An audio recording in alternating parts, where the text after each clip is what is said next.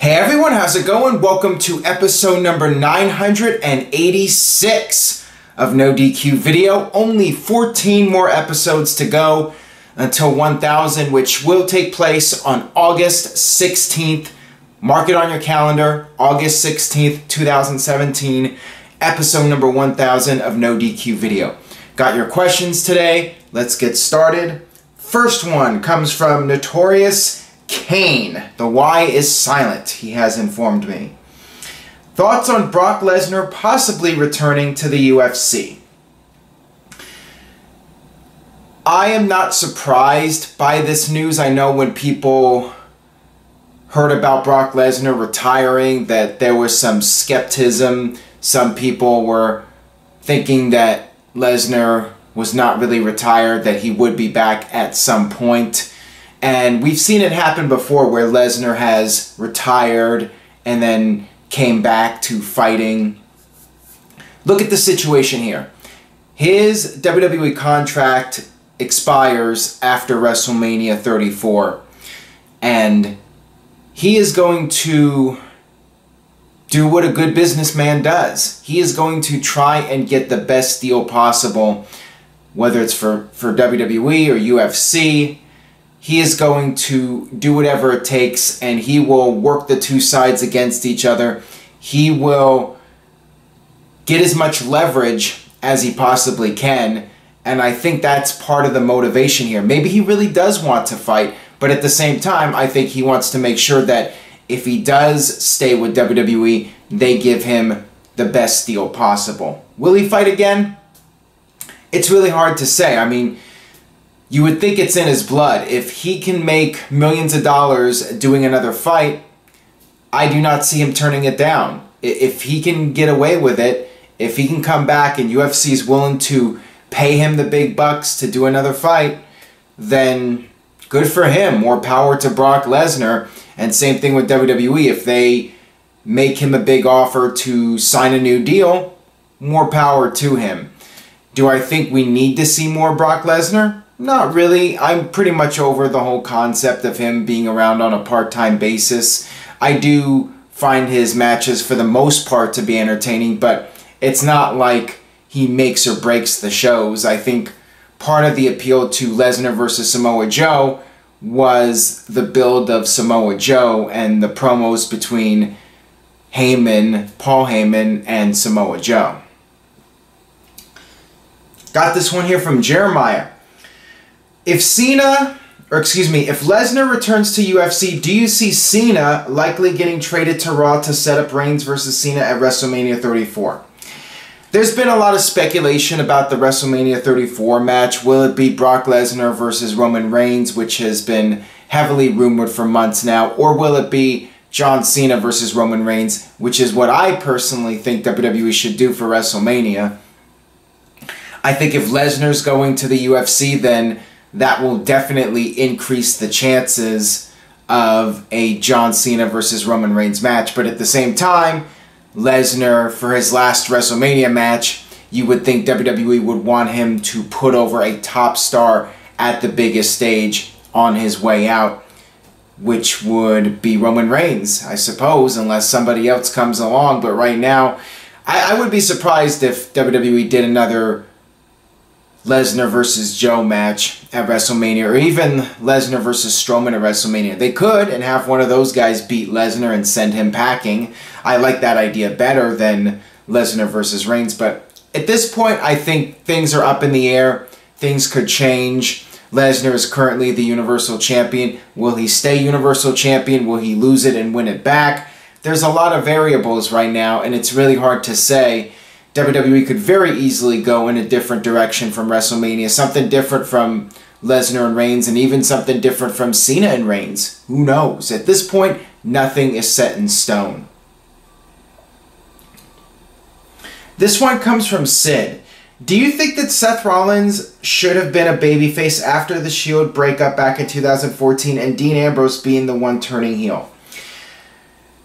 I think Seth Rollins did a tremendous job turning heel. He really came into his own, and I remember back when the Shield debuted in their early years, there was talk about Dean Ambrose being the top star of the group. There was talk about Roman Reigns being the top star of the group, but a lot of people thought Rollins would be the weakest of the three in terms of star power. And when Rollins turned heel, he really came into his own. He became a major superstar. He cashed in Money in the Bank at WrestleMania 31. Huge moment. I was there for that. Crowd went absolutely nuts. It had this positive vibe. People really enjoyed seeing that happen at WrestleMania. It was a great way to end the show. Rollins became a major superstar. So I think it was the right decision. The only way I could have seen Ambrose working is if WWE did the real crazy gimmick with Dean Ambrose, not this watered down comedy figure that he's been portraying, but more like the Brian Pillman crazy, where Ambrose just did absolutely insane things and was scary. A scary lunatic, not a comedic lunatic. If WWE had just made him a comedy figure, and the thing is, a Dean Ambrose corporate character, I mean, I'm not sure how that would have worked. I'm not sure if WWE could have pulled that off. I mean, Rollins did a really good job in being the suck-up corporate guy, wearing the suits and kissing up to Triple H. Rollins played that role very well, in my opinion. So I think WWE did it the right way. And I got this one here from the Sinful Saint. How has Seth Rollins gotten so lost in the shuffle? I thought he was being groomed as the future of WWE. Well, what happened was WWE botched his babyface turn. That's the bottom line. I think that coming off of that injury, Seth Rollins had a lot of sympathy from WWE fans, and he should have made his comeback as a babyface, just like when Triple H did in 2002. It was a mistake to bring him back as a heel. They botched the babyface turn, and he really hasn't recovered since then. Rollins is not the best babyface promo, and I think part of that is due to the writing. I think that the writing is a problem. I also feel like he just delivers his lines better as a heel. Maybe if he was allowed to go out there and be himself more, maybe he would get over more as a babyface. But the problem is his character comes off like a whiny complainer, and that's not how it works when you're trying to get over somebody as a sympathetic babyface. That's the problem right now, and he's also been in feuds that haven't meant much of anything, like the feud with Bray Wyatt. It's really doing neither guy any favors. It just feels like they're throwing stuff to the wall, hoping something will stick, and just doing these random feuds with no good build-up going into them. And he needs a really strong feud. He needs that, and he needs to be able to go out there and be himself more and not cut these promos where he comes off like a complainer and a hypocrite. Got this one here from Slow Motion For Ya. Haven't heard your thoughts on why Rollins was selected for the 2K18 cover and not Reigns. Well, going back to that previous question, I think on one hand, WWE doesn't want to have him lost in the shuffle too much. They want to give something significant for him to do.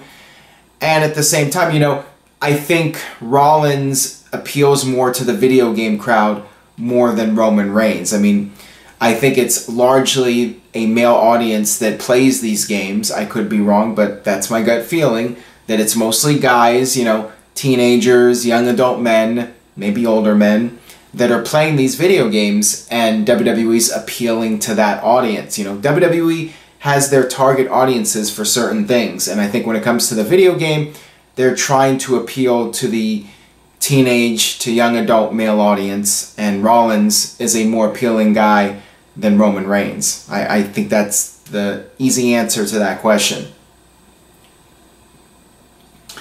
This one comes from They See Me Rollins, but this is not about Seth Rollins. Your thoughts on WWE second-guessing Roman as the top guy?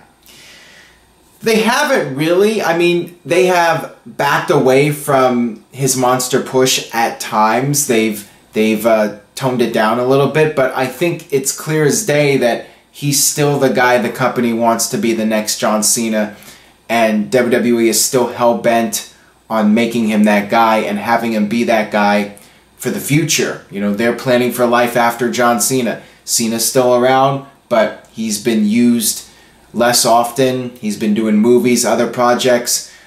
I think the idea is Roman Reigns is going to be the guy that carries the company for the next decade, maybe even longer than that. I mean, I think you guys better get used to Roman Reigns in the main events, because I do not see it happening anytime soon. This one comes from Walter.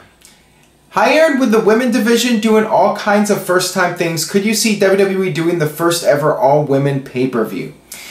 Interesting question. I'm not totally opposed to it, especially when there are so many pay-per-views.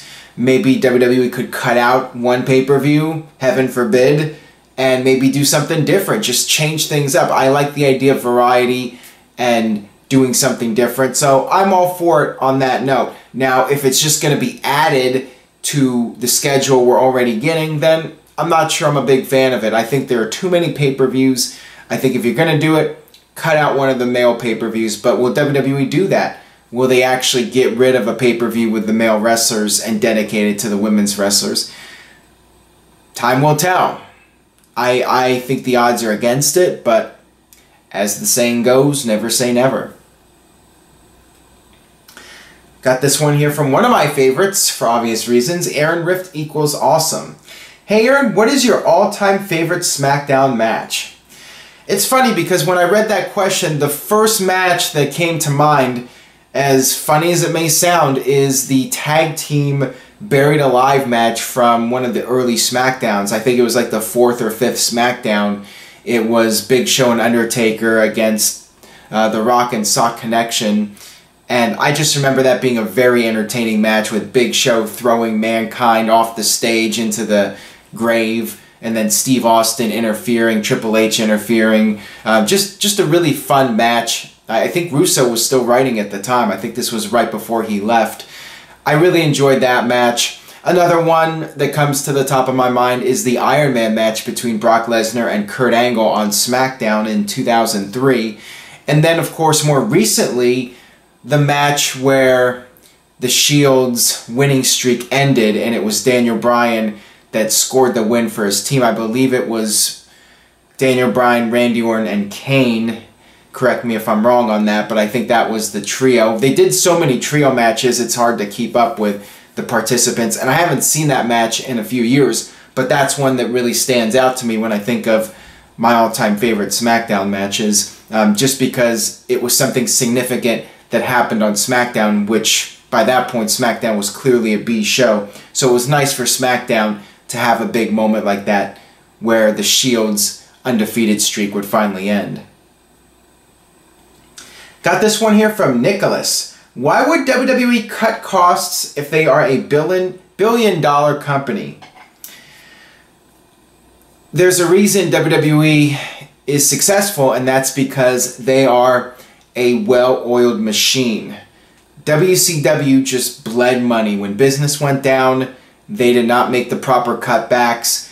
WWE is a very well-run company. At the very end of the day, WWE, as a business, they know what they're doing. WWE, like I said, well-oiled machine. They will cut costs, even when business is good. They will always try to find ways to spend as little as possible. It's about spending the least amount of money possible and making the biggest profits. That's how you have a successful company. And that's what WWE does. You know, they try to get the best deals possible for themselves as a company. You look at buying WCW. WWE basically got it for next to nothing. And WWE knows how to cut costs, whether business is down or not. They run a very tight ship. This one comes from Mr. Yuck. With a lack of strong tag teams on SmackDown Live, might Harper and Rowan reform in the near future? If not, should either be rebranded? There is a rumor going around that Harper and Rowan will be the mystery tag team that has been responsible for the attacks during the Fashion Files. I think that's unfortunate that both guys, but in particular Harper, have been basically in the middle of WWE limbo, mid-card hell, whatever you want to call it.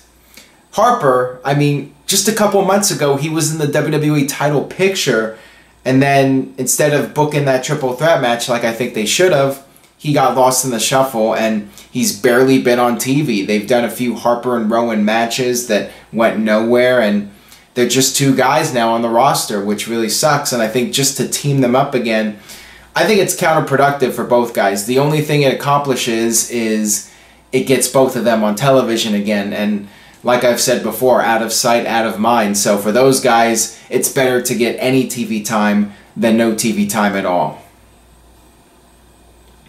This one comes from Calvin. Now that Jason Jordan is Kurt Angle's son, do you think he will use the Olympic Slam and the ankle lock as his finisher? I could see that happening. Now, I'm not really a big fan of making him too much like a Kurt Angle clone. The focus should be making the first Jason Jordan and not the second Kurt Angle. I'm not sure if he could be the second Kurt Angle, as talented as he is. You know, that's a big task. That's some big shoes to fill. I'm fine with it though. I think I would be fine with him using maybe one of the moves. I'm not sure about both. I think that would be maybe getting too close to crossing the line and making him too much of a Kurt Angle clone. You know, look at AJ Styles and Ric Flair in TNA when AJ became Ric Flair. That was so bad, and it just made AJ Styles look completely second rate. So you got to be really careful with how you do that. You know, when The Miz started doing the figure four, wasn't really a big fan of it. And, you know, when The Miz started doing his own thing and not copying Rick is when he really began to shine again.